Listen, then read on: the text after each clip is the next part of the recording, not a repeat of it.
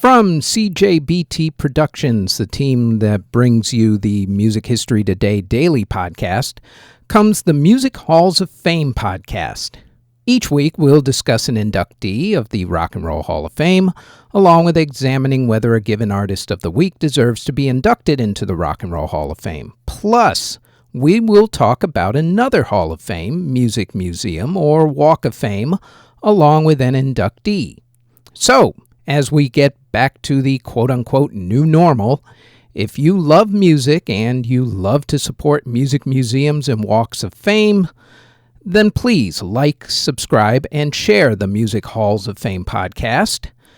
Out now on Spotify, Apple Music, Google Play, YouTube, or wherever you get your podcasts from. The following is a CJBT Productions podcast.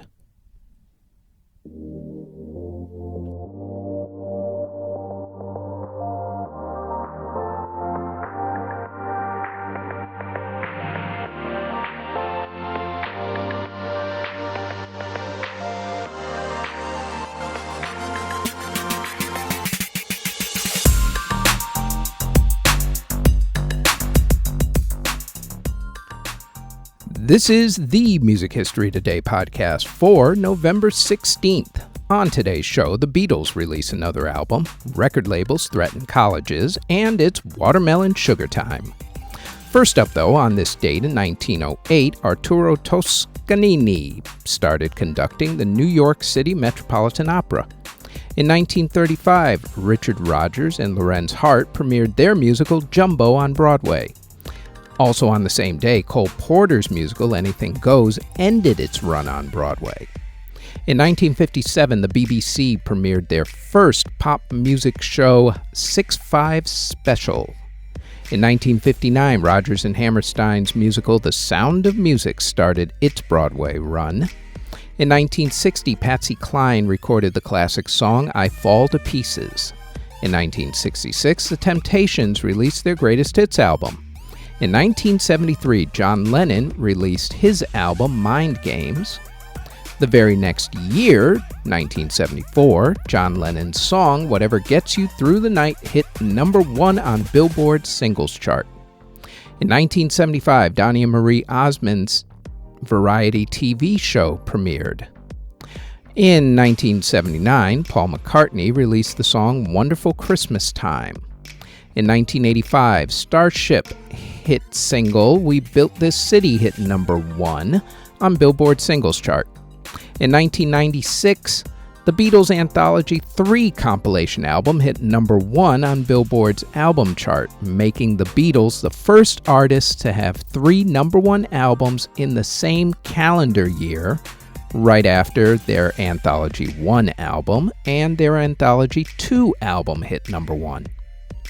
In 1999, Dr. Dre released his album, The Chronic 2001. In 2002, Aaliyah released the song Miss You.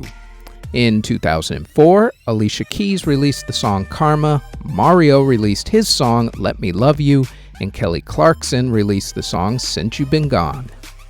In 2006, the Recording Industry Association of America threatened colleges with lawsuits if students were caught file-sharing music on college computer servers.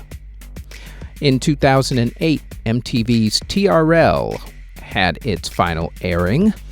The show has, of course, since been rebooted, like everything else in life, for a new generation.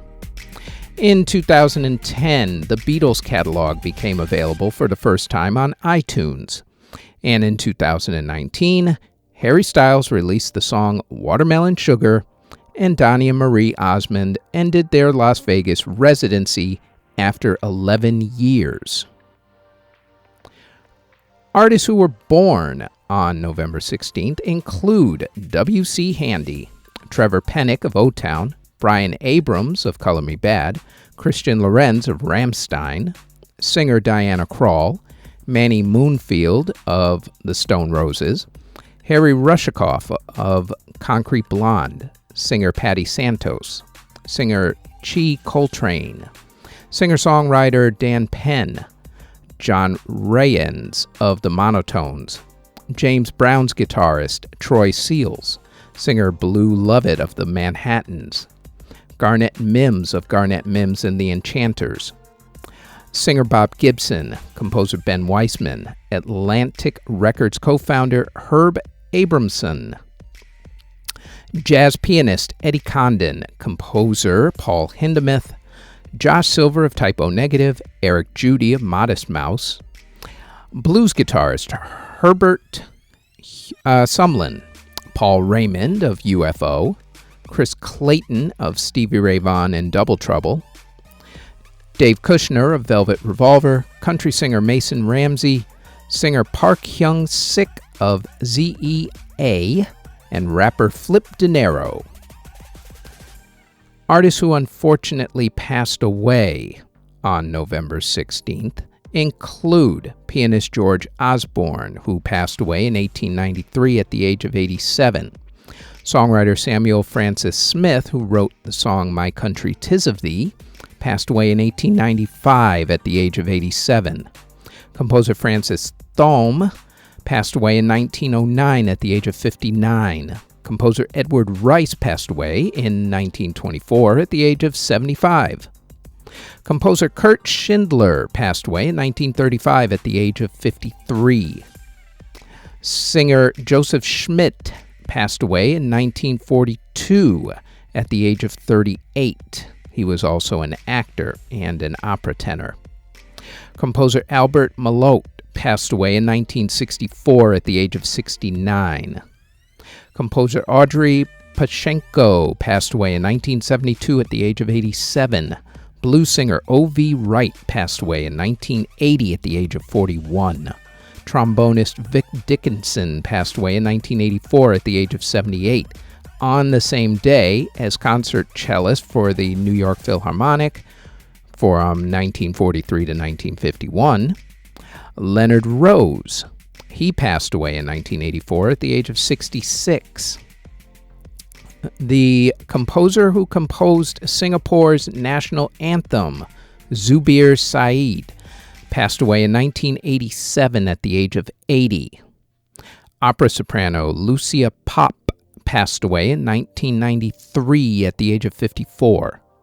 Singer Dan Smith passed away in 1994 at the age of 83 on the same day as singer Harvey Watkins, who passed away at the age of 64. Both of them were gospel singers.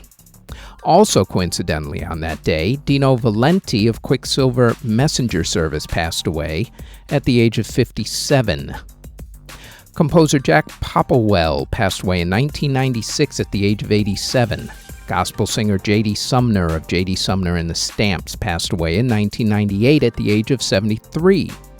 Rapper Joe C., who was Kid Rock's hype man during Kid Rock's major album period, starting with Devil Without a Cause. Joe C. passed away in 2000 at the age of 26.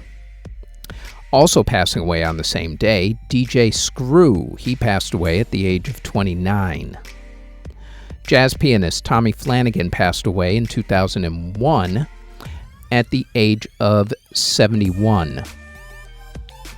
Conductor of the New Orleans Symphony from 1944 to 1952, Mr. Massimo Fresia, passed away in 2004 at the age of 98. Composer John Veal passed away in 2006 at the age of 84. Singer Rusty Gill passed away in 2008 at the age of 89. And singer and actor Edward Woodward, who was the original star of the TV show The Equalizer back in the 1980s, he passed away in 2009 at the age of 79. And that is it for the Music History Today podcast for November 16th. Thanks for listening. Audio engineering and editing, video editing, writing, narration, basically everything having to do with this podcast is done by yours truly. You can find us on our website at cjbtproductions.com. Our podcast is on all of your favorite podcast providers such as Apple Music, Google Podcasts, CastBox, Spotify, etc., all under Music History Today. If you would like to support this podcast, our Patreon can be found at patreon.com/Music History Today. We are also on Twitter at Music History Day, and you can now find us on YouTube. Don't forget to like, subscribe, and hit that notification bell anytime you want to know exactly what videos are dropped and when. All of those links can be found in the show notes below. Thank you very, very much for listening.